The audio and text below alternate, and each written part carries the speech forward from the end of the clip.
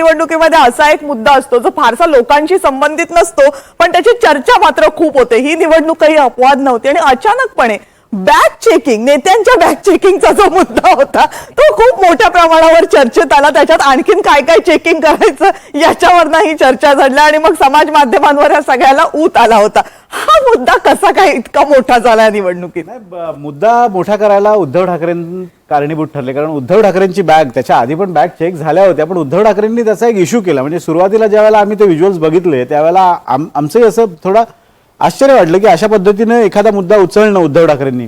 काही सहकाऱ्यांनी आपल्या असं म्हटलं की हे थोडं इमॅच्युअर वाटतं, पण काही जणांचं असं मत होतं आणि त्यात माझंही असं मत होतं की उद्धव ठाकरेंनी स्मार्टली हा मुद्दा खेळलेला आहे.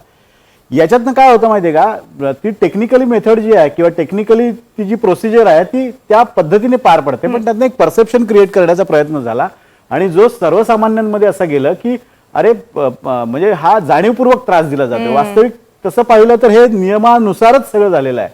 एखाद्या अधिकाऱ्याचा अतिउत्साहीपणा कदाचित उद्धव ठाकरेंनी हेरला आणि त्यातनं त्यांनी तो मुद्दा उचलला. विक्टिम कार्ड खूप विक्टिम कार्ड खूप चांगलं खेळला आणि त्याच्यातनं लोकांमध्ये परसेप्शन असं गेलं. टेक्नॉलॉजी युज केली. स्वतःकडे जो मोबाईल होता तसं उद्धव ठाकरे फोटोग्राफी करण्यामध्ये म्हणजे तसे माहीर आहेत, पण व्हिडिओग्राफी केली आणि त्याच्यामुळे तो एक म्हणजे इमोशनल वातावरण करण्याचा प्रयत्न केला. म्हणजे टेक्निकली मुद्दा निवडणूक अधिकाऱ्यांचं काही चुकलं का, तर अजिबात चुकलं नाही. निवडणूक अधिकाऱ्यांनी टाइमली हा मुद्दा खेळला का, तर तसं नाही, ते सगळ्यांच्याच करत होते. पण उद्धव ठाकरेंनी तो स्मार्टली लोकांसमोर आणला आणि लोकांमध्ये एक अशी हे झालं, चर्चा सुरू झाली की अरे बघ मुद्दाम त्रास द्यायला लागले, हा स्मार्टली. आणि मग त्याच्यामुळे काय झालं, दुसऱ्या दिवशी सत्ताधारी त्यात फसले. म्हणजे कसं, दुसऱ्या दिवशी आमच्याही बॅग चेक होतात, हा रिस्पॉन्स सत्ताधाऱ्यांना द्यावा लागला.